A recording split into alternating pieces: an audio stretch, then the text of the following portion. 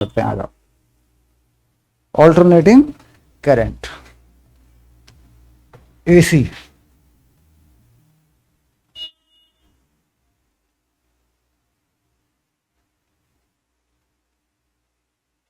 Alternating current का मतलब up down, positive negative current होती हो, ठीक। तो करंट का अगर वेरिएशन ले लें, मान लीजिए करंट टाइम और करंट के बीच में कोई वर्सेस टाइम ग्राफ हम ड्रॉ कर लें, तो इस तरह के सभी करंट यूँ है ना, दूसरा कोई यूँ जा रहा हो, ठीक है, या कोई और इस तरीके से जा रहा हो, यूँ, है ना। तो ये सब क्या हैं जो पॉजिटिव नेगेटिव पे जाते हैं, ये सब ऑल्टरनेटिव करंट ही हैं, ऑल्टरनेटिव करंट ही हैं, सब ऑल्टरनेटिव है। तो यहाँ पर हमारे पास क्या है कि हम सिलेबस के अकॉर्डिंग पैटर्न पे करते हैं, यानी जो हमारे काम आता है, यूज आता है, जो पैटर्न करंट है, जो सेट करंट है, वो है क्लियर। वो करंट आती कहाँ से और वो कैसी करंट होती है, बात यहाँ पर आ जाती है। बात ये बात नहीं आती कि भाई कोई भी करंट होगी, अब वो करंट देगा अगर वो कोई करंट का तरीका अपना, कोई मेथड, कोई क्या, भाई मेरी करंट तो ऐसी है तो तुम मेरी वोल्टेज बताओ, है, फिर वो अलग बात हो जाती है। अब यहाँ पर क्या हो रहा है कि हमारे पास जो करंट आती है, पैटर्न जो आता है, वो आती है एसी जनरेटर से। यहां लिख लेते हैं source of AC alternating current, तो इज एसी जनरेटर। अब मैंने एक बात कही थी तुम्हें फ्लक्स के बारे में कि फ्लक्स क्या होता है, N B A cos theta in coil, clear.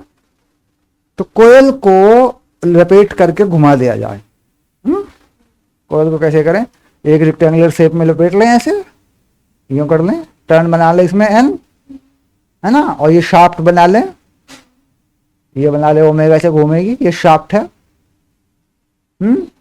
और इसकी बाइंडिंग कर लें, यानी इसको क्या करें, बंद कर लें एक चीज के अंदर, है ना। तो क्या होगा जब ये घूमेगी इसके अंदर, जब इसे रोटेट करवाएंगे, मैकेनिकल वर्क करेंगे, तो मैग्नेटिक फ्लक्स चेंज होगा, और इस वायर को, जो इसकी वायर है, यहां से तोड़ लेंगे, एक इधर से निकाल लेंगे आउटपुट और एक इधर से निकाल लेंगे आउटपुट, ठीक। तो यहां इस चीज का काम जो करती है उसे कहते हैं स्लिप रिंग, फिसलने वाला कंडक्टिंग रिंग जो होता है ना, आधा आधा होता है, ये होता है वो घोड़े की नाक जैसा। तो जब इस तरफ आएगा तो इस पे, उस तरफ आएगा तो उस पे। तो इस तरीके से क्या होता है कि जब एक कांस्टेंट स्पीड से घूमता है, थीटा क्या हो जाता है, थीटा हो जाता है ओमेगा टी, यहाँ जाएगा अलेवन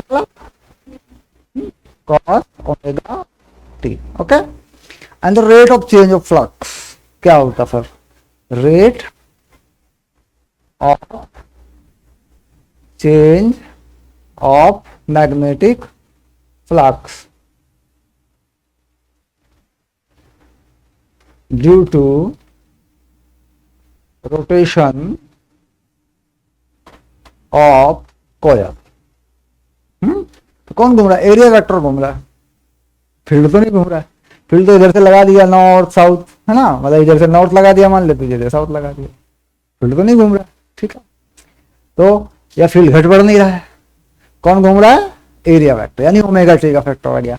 तो फिर यहां क्या कर दिया कि इंड्यूस ईएमएफ, इंड्यूस ईएमएफ, तो ये हो जाता है minus d phi by d t. तो डिफरेंशिएशन के बारे में तो तू जानता है, इंटीग्रेशन पर तो कहा जाता है, देख N B A omega, omega आएगा नहीं मल्टीप्लाई में बाद में, तो एन बी ए ओमेगा, और ये हो जाएगा साइन ओमेगा टी, और ये माइनस भी आ जाएगा क्योंकि माइनस है ना एक पर। और कॉस का डिफरेंशिएशन क्या होता है, माइनस आएगा, तो ये तेरा प्लस हो जाएगा, ये देख, ठीक है। तो ये हो गया N B A omega sine omega T, okay. तो यहां पर एक चीज आती है बेटा, ये जो चीज है, ये what is this, this is the maximum value of EMF, क्या कह देते हैं इसे, मैक्सिमम वैल्यू। एसएचएम जैसा हो गया ना, सर्कुलर में आया ना, सर्कुलर मोशन में, तो मैक्सिमम वैल्यू ऑफ ईएमएफ।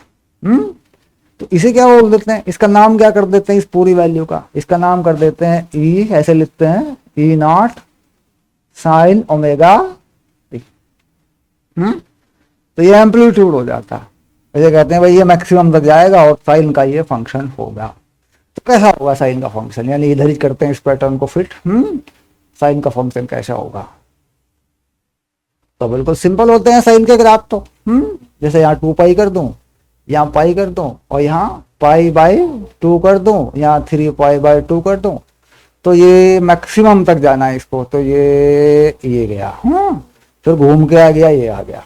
ठीक है, तो ये तेरा ये मैप कर दूं और ये टाइम कर दूं, और ये मैक्सिमम या मैप जो है ये क्या कर दूं, एक्स मैक्स।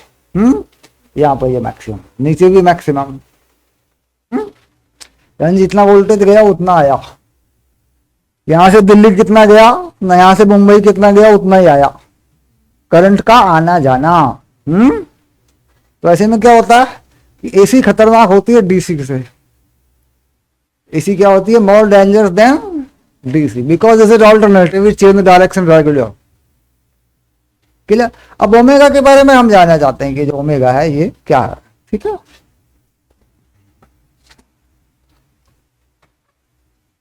अगर ओमेगा के बारे में जानना चाहते हैं तो जिस एंगुलर स्पीड से घुमाया जा रहा है जनरेटर को, वो हम मैकेनिकली घुमाते हैं। मैकेनिकली क्यों घुमाते हैं, फोर्स लगाना पड़ेगा, every action as equivalent force, जबरदस्ती घुमाना पड़ता है, मैकेनिकल वर्क करना पड़ता है। तो mechanical work change into electrical work, है ना। Mechanical work change into electrical work कहते बेटा, या इलेक्ट्रिकल एनर्जी कहते।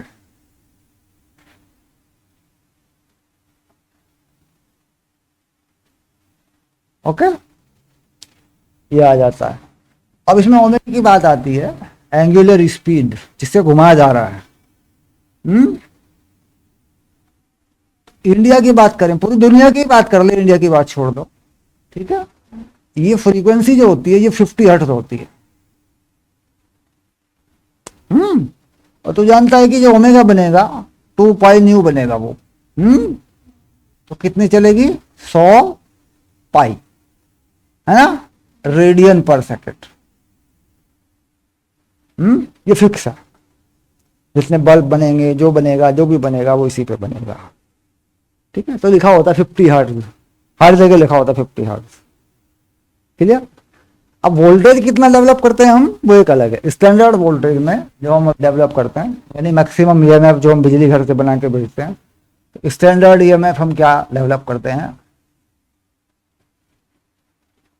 ये हम डेवलप करते हैं 210 वोल्ट। क्लियर। तो ये होती क्या वैल्यू, पीक वैल्यू को आरएमएस होती है, यानी ई नॉट अपॉन √2। 210 211 वोल्ट करता है। ठीक है ना। तो जो पीक वैल्यू बनती है हमारी, मल्टीप्लाई कर लें 210 और √2, बेटा 311 के आसपास बन जाती है। ये अप्रॉक्स लिख दिया मैंने। ये मैक्सिमम है, यानी ये एम्पलीट्यूड है।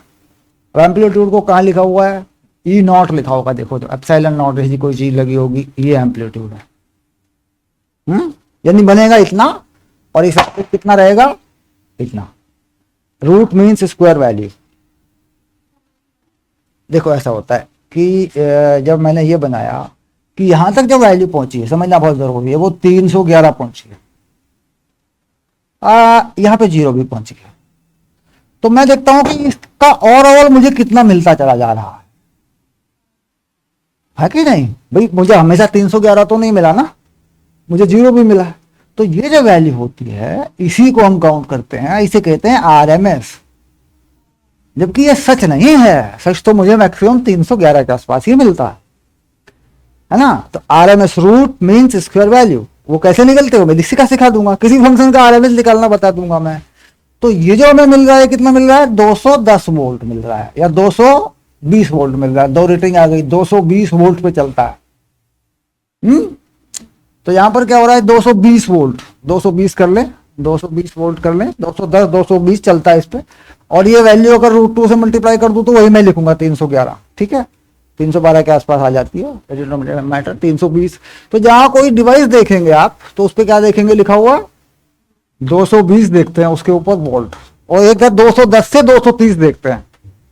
रेटिंग जो होती है डिवाइस के ऊपर, जो रेटिंग होती है वो बताती है कितने पे चलती है डिवाइस रेटिंग। इस रेटिंग में क्या क्या होता है, इस रेटिंग में होती है वोल्टेज। ठीक, तो कुछ डिवाइस पे क्या है 210 से 230 तक चल जाएगा। अब दो सीधी बात 220 का है, यानी 220 स्टैंडर्ड है। फ्रीक्वेंसी क्या लिखी हुई है, लिखनी पड़ेगी 50। ठीक है, इसके बाद लिखनी पड़ती है पावर, कितनी पावर कंज्यूम करेगा। पावर पर देते हैं जब 500 वाट है, क्योंकि इसके साथ में रेजिस्टेंस अटैच होता है। तो ये कुछ रेटिंग नंबर है जो हर डिवाइस पे डाले जाते हैं। किसी कारण से अगर वोल्टेज ज्यादा आ जाए, झटके से आ जाए, तो उसमें क्या होता है फ्यूज लगा होता। क्या लगा होता है उसमें, फ्यूज लगा होता, तो फ्यूज उड़ जाता है उसका। डबल फ्यूज होते हैं। पहले क्या होता था कि पुराने टेलीविजन पटक गए, ब्लैक एंड व्हाइट टीवी आए 1982 में, हम छोटे छोटे थे, तो फ्यूज सिस्टम मेंटेन नहीं था, और गांव में आया एक टेलीविजन, फिर 2 आया तो वहां भीड़ होती थी, तो फिर तीसरा टीवी हमारे यहाँ गया मुझसे बड़े भाई की शादी में, वो दे दिया उन्होंने डब्बा। तो उसमें क्या होता था कि वो जो बड़ा टीवी था जिनके यहाँ बहुत भीड़ होती थी, तो वो जो है क्या करता था कि अपने ऊपर छत पे चढ़ेगा और चला देगा, जब लोग आएंगे तो उनके ऊपर पानी फेंक देगा। वो हरकत करता था गंदी गंदी ऐसी ऐसी बददुआ लगी उसको जो है लोगों की, उसका टेलीविजन ब्लास्ट हो गया। टेलीविस्टा कंपनी का टेलीविजन था, वो ब्लास्ट हो गया। तो ये क्या नाम, बड़ी अजीब जिंदगी हमने गुजारी है। मतलब हमने देखा है टेक्नोलॉजी को आते हुए, तुम लोग टेक्नोलॉजी में पैदा हुए हो, you are new generation, we are not new generation. हमने टेक्नोलॉजी को आते हुए देखा है। तो मुझे कह रहा है कि मेरा दोस्त एक 11वीं में मेरे साथ गया पढ़ने के लिए, तो वो जाता तो था, फिल्में भी देखता था पहले से, 11वीं की बात है, कोई ऐसे तो फिल्में तो देख ही लेते थे हम, सहारनपुर जाते थे। तो फिल्म लगी हुई थी संजय दत्त की कोई, और उसमें क्या हुआ था कि जो पिस्तौल थी वो सीधे फोकस थी कैमरे की तरफ, ऐसे में पिस्तौल थी। अब पिस्तौल जब कैमरे की तरफ है ऐसे सीधे सीधा, तो आप वहां से देखोगे तो भी आप ही की तरफ होगी, वहां से देखोगे वहां भी आप ही की तरफ होगी, वहां से देखोगे वहां पे की तरफ होगी। तो दूर पोस्टर लगा था सिनेमा हॉल को, इधर से देख रहा है, और देखते देखते देखते आगे जाके बोला, बोला भाई, मैंने कहा गड़बड़ है मेरी आंखों में, मेरे दिमाग में दिक्कत आ गई। बोला क्या हो गया? बोला यार ये संजय दत्त जो है मेरी तरफ देख रहा है। बोला ये मुझे यार गड़बड़ है भाई। फिल्म में मैंने, उसने एक्चुअली पहले इस बात पे ध्यान नहीं दिया, और जनरली ऐसा होता नहीं कि कैमरे की तरफ पिस्टल करके शूट करेंगे आप, तो उसमें ऐसा हो रहा था। और फिल्म का नाम क्या था, सड़क। सड़क नाम की फिल्म आई थी, वो 93 के आसपास की बात है ये। तो मैंने कहा तेरी आंखें ठीक है, तेरी आंखें ठीक है भाई, ये कैमरे का फोकस है ये बेवकूफ। तो इसे नीचे लेट के भी देखेगा तब भी ये तेरी तरफ करेगा। अब मान लीजिए मैं कैमरे की तरफ कर दूं ऐसे उंगली एकदम सीधा, कैमरे में आग डाल दूं, आप इस वीडियो को कहीं से भी देख लीजिए, कहीं से भी, इधर से उधर से, मेरी उंगली हमेशा आपकी तरफ रहेगी, वजह फोकस। तो मैंने समझा तेरी आंखें ठीक है। तो ये क्या यार, क्या क्या देखना पड़ रहा है, कैसे कैसे टाइम पे हम आ गए। हम तो गांव में किसान ही ठीक थे। मैंने कहा क्या करा भाई, समय की बात है, करना पड़ेगा, पढ़ना पड़ेगा भाई। तो ये कुछ इस तरह की रेटिंग होती है। ओके, तो ये बनी एसी, इसे बोलते हैं AC voltage, not AC current. अब जब एसी वोल्टेज देंगे तब करंट बनेगा, ठीक है। तो इसमें 2 वैल्यू निकाली जाती है, एक आरएमएस वैल्यू है और एक एवरेज वैल्यू है, ठीक है।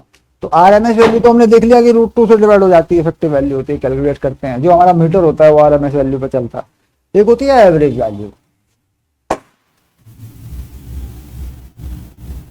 तो एवरेज वैल्यू कितनी होती है, अगर ईएमएफ का एवरेज वैल्यू कर दूं, तो ये 2 मैक्सिमम अपॉन पाई,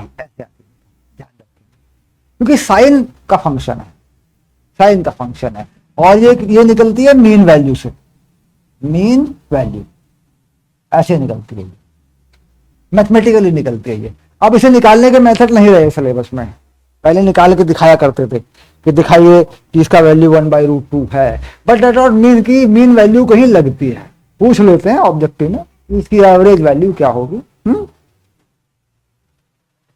हाँ, अब मैं बात कर रहा था कि आरएमएस वैल्यू निकलती कैसे। आरएमएस वैल्यू मतलब मेरे पास नंबर है कुछ, मेरे पास कुछ नंबर है, जैसे मेरे पास कुछ करंट यहाँ वाली है, कुछ यहाँ वाली है, कुछ यहाँ वाली है ना, ऐसी करंट है मेरे पास। ठीक है, तो मेरे पास ये करंट है कितना, मतलब ईएमएफ कितना है, यहाँ E1 है, यहाँ E2 है, यहाँ कुछ और ऐसे एप्सिलॉन या E3। ओके, तो आरएमएस निकालने का मतलब ये हो गया, स्क्वायर किया और बाई 3 किया और रूट कर लिया, 3 हो गया। तो ये पूरे पे होता है, यानी जब यहां से यहां तक देता हूं मैं, तो कंसंट्रेशन क्या है, इंटीग्रेशन का कंसंट्रेशन है। फंडा क्या है उसका, जैसे मान लो मैं इस पूरे पे निकालना चाहूं तो मैं क्या करता हूं, E not square sine square omega T, और फिर dt करता हूं, एरिया निकाल लेता हूं पूरा, और फिर इसमें जो टाइम पीरियड है वो लगा लेता हूं। यहां तक निकालूंगा तो भी दे देगा मुझे, यहां तक निकालूंगा तो गड़बड़ कर देगा, दे तो देता है, वैल्यू दे देगा। तो बेटर क्या है कि मुझे पूरे पीरियड में यहां से यहां तक 0 से t निकालना है, तो 0 से t भी दे देगा, कोई फर्क नहीं पड़ता। ठीक है, तो 0 से पूरा टाइम पीरियड लगा दूं ऐसे। अच्छा, अब जो टाइम मैंने लगाया उसी से डिवाइड कर दूं। ओके, हो गया। तो इस इंटीग्रेशन को अगर मैं सॉल्व कर देता हूं तो क्या मिलेगा मुझे, क्योंकि टी क्या होता है, 2 पाई बाई ओमेगा। देखो ओमेगा जो होता है वो कितना होता है, 2 पाई बाई टी। तो टी क्या होता है, 2 पाई बाई ओमेगा, ऐसा होता है।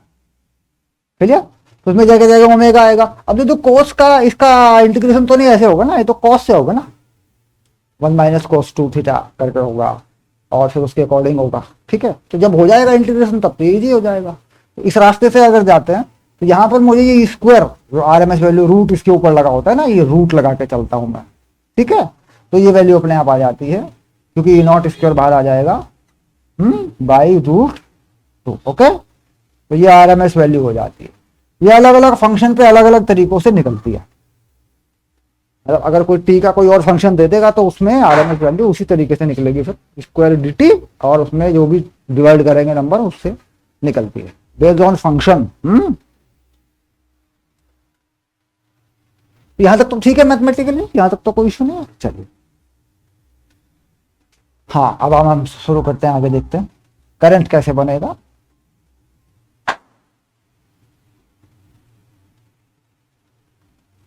ऑल्टरनेटिंग करंट पे हम आ गए, हमने वोल्टेज बना लिया।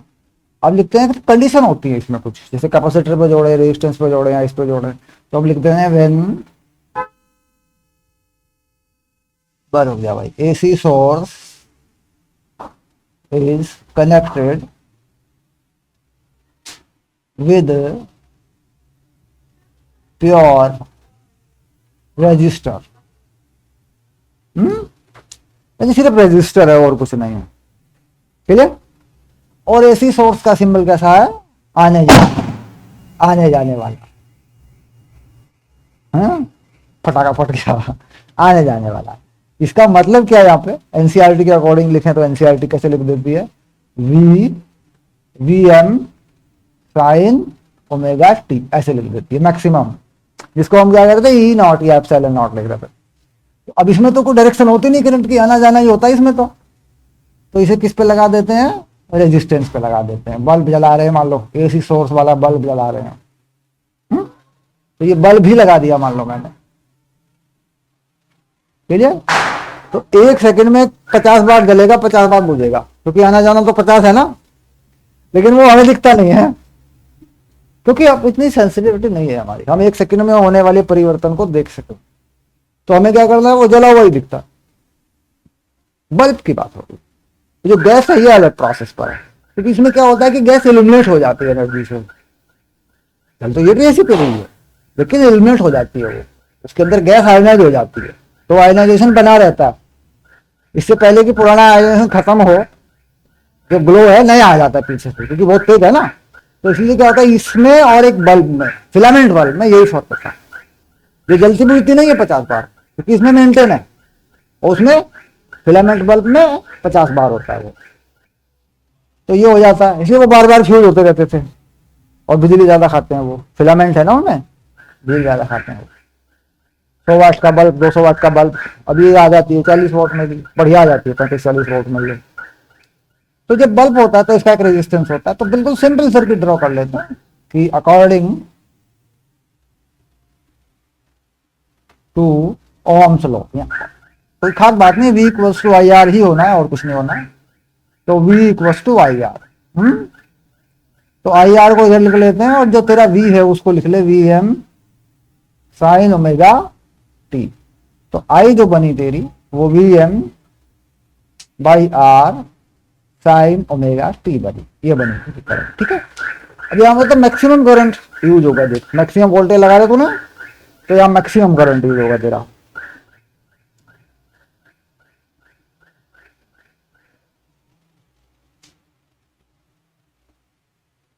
मैक्सिमम करंट यूज होगा। ठीक है, तो मैक्सिमम करंट को भी इसी के अकॉर्डिंग, क्योंकि ये वोल्टेज मैक्सिमम है, तो I equals to I N sine omega T. ठीक, तो the time dependence of current and voltage are same, क्योंकि जैसा वहां फंक्शन था वैसा ही यहां पर। तो हम क्या लिख देते हैं, time dependence of voltage and current are same, so they are in same phase। यानी एक तरीके से सेम फेज का मतलब सब ताड़ियां बजा रहे हैं एक तरीके से, सब डांस कर रहे हैं एक तरीके से, सेम फेज।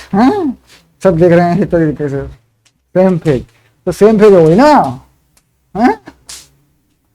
तो इसका मतलब क्या होता है कि जैसा वोल्टेज होगा, ड्रॉ करें अगर वोल्टेज को यूं V कर दें और T कर दें, बिल्कुल सेम इसी तरीके से करंट होगा, बिल्कुल ऐसा ही होगा। बस फर्क क्या होगा कि उसके वैल्यू में फर्क हो जाएगा। तो ये जो वैल्यू आ रही है यहाँ पे, ये कितनी हो जाएगी, E नॉट बाई आर, ये मैक्सिमम हो जाएगी। और ये वैल्यू कितनी हो जाएगी, E नॉट, या वी एम लिख दे बेटा, वी एम लिख देते हैं, v m by r. NCERT का पैटर्न है जो उस पर लिख देते हैं। सेम आ रहा है देख, सेम चल रहा है, फेज नहीं है। मतलब ऐसा नहीं है किसी को बोला सारे गामा पादा निशा, तो सारे गामा पादा निशा, एक ने यूं करने के बाद मुंह कर दिया, इधर कर दिया उधर कर दिया, है ना, सेम फेज है। ठीक है, मतलब टाइम डिपेंडेंस का क्या है, सेम है, समय पर निर्भरता सेम है। क्या बोल देते हैं टाइम डिपेंडेंस को, समय पर निर्भरता एक समान है। थोड़ा बहुत हिंदी में समझ में आ जाता है, निर्भरता यानी डिपेंड होना।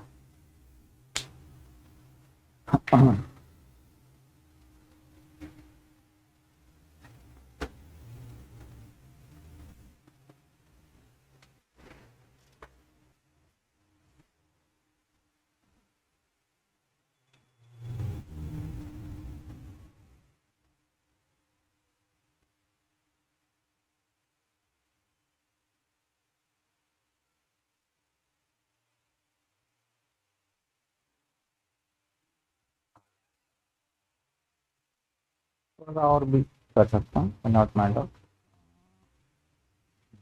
ओके,